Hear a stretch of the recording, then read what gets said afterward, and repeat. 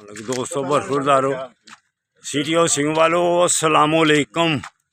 ये अब हम फातिमा जिन्ना पार्क में वॉक कर रहे हैं अल्लाह की मेहरबानी से।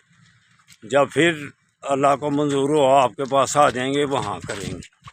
तो ये दोस्त मेरे साथी पुराने इधर के, ये सारे मेरे दोस्त हैं। तो हाँ अल्हम्दुलिल्लाह। तो ये अमजद ये साहब जिंदाबाद माशाअल्लाह। जबर किनू जल्दी है सर जी अपनी स्पीड बड़ी जबरदस्त है। नहीं थोड़ी बना के नाल और बनाइए ना वेख्या जी।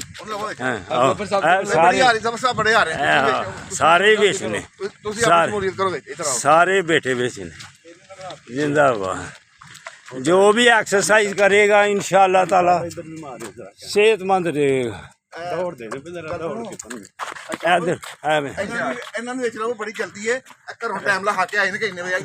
बाबा इन्हें भी वापसी है जिंदाबाद।